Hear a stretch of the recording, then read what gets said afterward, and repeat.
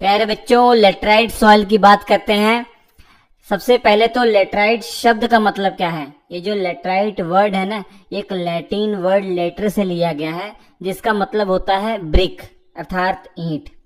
भारत के कुल एरिया की बात करें तो 3.7% एरिया में लेटराइट सॉइल पाई जाती है और इसका डेवलपमेंट या इसका फॉर्मेशन ऐसे जगह पे होता है जहां पर टेम्परेचर बहुत ज्यादा हो और वहां रेनफॉल बहुत ज्यादा हो। ऐसे इलाकों में, ऐसे रीजन में लेटराइट सॉइल का फॉर्मेशन होता है।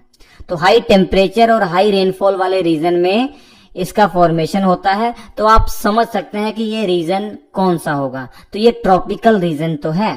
कर्क रेखा से मकर रेखा के बीच का जो इलाका है ट्रॉपिकल रीजन या उष्ण कटिबंधीय क्षेत्र, इसी इलाके में ज्यादा टेम्परेचर रहता है, सूर्य की किरणें सीधी पड़ती हैं और रेनफॉल भी बहुत ज्यादा होता है।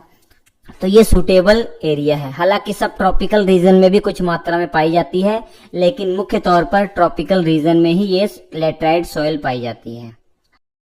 अब चूंकि ज्यादा बारिश होती है जहां ये लेटराइट सॉइल पाई जाती है, तो इस सॉइल में लीचिंग बहुत ज्यादा हो जाती है, इंटेंस लीचिंग होती है, जिस कारण से इस लेटराइट सॉइल में जो सिलिका और लाइम जो कि पानी में घुलनशील होने वाले मिनरल्स हैं, तो सिलिका और लाइम जैसे जो मिनरल्स हैं पानी में घुलकर जमीन के या तो नीचे चले जाते हैं या वॉश आउट हो जाते हैं, लीच्ड आउट हो जाते हैं।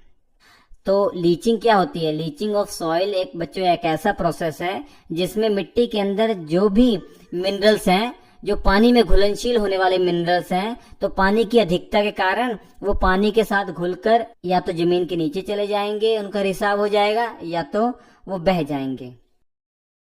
अब सिलिका और लाइम जो कि पानी में घुलनशील मिनरल्स है वो यहाँ से गायब हो गए हैं। तो इस मिट्टी में बच क्या जाता है? जो पानी में घुलनशील नहीं है, ऐसे मिनरल जैसे आयरन, एल्यूमिनियम, इनकी मात्रा अधिक हो जाती है। तो आयरन की मात्रा अगर अधिक है मिट्टी में तो स्वाभाविक सी बात है उसका कलर रेड होगा। तो इस लेटराइट सॉइल का भी कलर जो है वो रेड होता है। किसके कारण?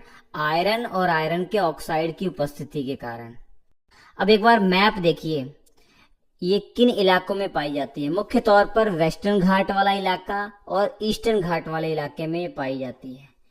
तो अगर राज्यों की बात करें तो देखिए, कर्नाटक राज्य में ये पाई जाती है ये लेटराइट सॉइल, केरल राज्य में पाई जाती है, तमिलनाडु के अंदर पाई जाती है और मध्य प्रदेश में भी कुछ इसका इलाका है जहां पर ये मिट्टी पाई जाती है। इसके अलावा उड़ीसा और आसाम के जो हिली एरिया है, पहाड़ी एरिया है, वहां पर ये मिट्टी पाई जाती है। इस मिट्टी में किस चीज की कमी होती है?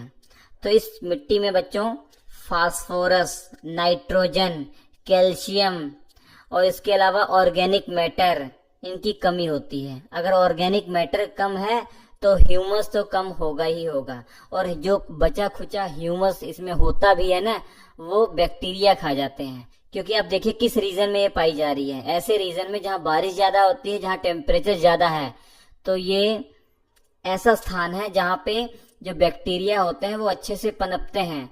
तो इस मिट्टी में ज्यादा बैक्टीरिया होने के कारण जो बचा खुचा ह्यूमस है उसको भी खा जाते हैं ये।